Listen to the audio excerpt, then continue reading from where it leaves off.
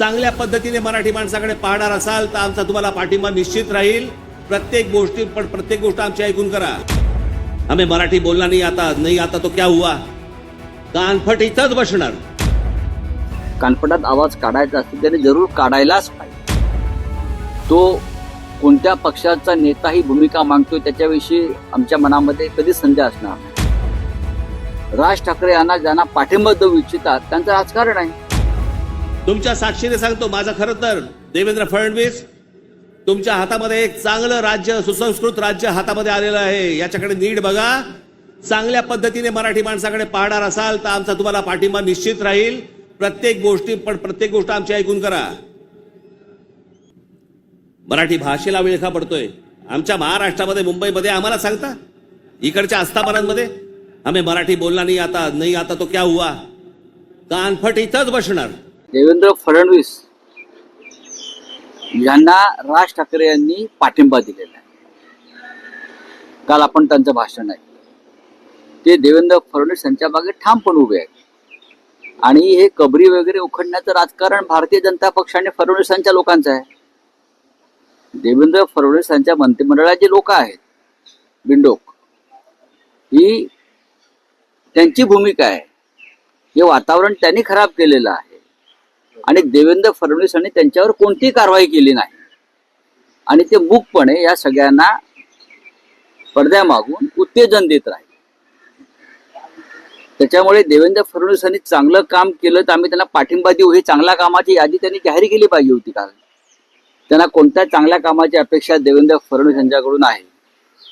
कुणाल कामरा यांचा स्टुडिओ फोडला आणि त्यांना गुन्हेगारांना पाठीशी घातलं, हे चांगलं काम आहे का? मुंबईमध्ये मराठी माणसाची पिछाड सुरू आहे। महाराष्ट्रातून उद्योग बाहेर चाललेले आहेत आणि देवेंद्र फडणवीस त्याच्यावरती काहीच बोलत नाही। ते चांगलं काम आहे का? मुंबईत मराठी माणसाला घर नाकारलं जात आहे, मराठी संस्कृतीवरती हल्ला होतो आहे। हे चांगलं काम असेल तर जरूर देवेंद्र फडणवीस यांना पाठिंबा देणं ही राष्ट्राची गरज आहे, राष्ट्राची गरज आहे। पण ठीक आहे, औरंगजेबासंदर्भात, त्याच्या कबरी संदर्भात आम्ही सातत्याने हीच भूमिका घेतलेली आहे की ते महाराष्ट्रातल्या मराठा योद्ध्यांच्या, छत्रपती शिवाजी महाराजांसाठी ज्यांनी आपल्या प्राणांची आहुती दिली त्या सगळ्यांच्या हे शौर्याचं प्रतीक आहे आणि ते राहिलाच पाहिजे। पण काल त्यांनी अशी एक भूमिका मांडली की मराठी भाषेचा अपमान करणाऱ्यांच्या कानफटात आवाज काढा। लोकसभेत त्यांची भूमिका वेगळी होती पूर्णपणे, ती भाजपच्या सोयीची होती। आणि आताही बघा, मराठी माणसासंदर्भात कानफटात आवाज काढायचा असेल त्याने जरूर काढायलाच पाहिजे। तो कोणत्या पक्षाचा नेता ही भूमिका मागतोय त्याच्याविषयी आमच्या मनामध्ये कधी संदेह असणार नाही।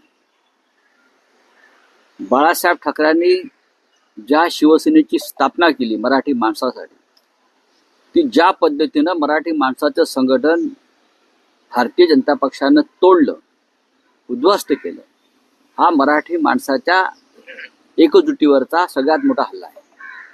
त्याच्यामुळे माननीय राज ठाकरे यांनी मनावर घेऊन जर कोणाच्या कानफटात मारायचं ठरवलं असेल तर नक्कीच त्यांचं स्वागत, आम्ही तर आहोतच। पण बाळासाहेब ठाकरेंची शिवसेना फोडण्यामागे देवेंद्र फडणवीस यांचा मोठा हात आहे, अमित शहांचा हात आहे, नरेंद्र मोदींचा हात आहे।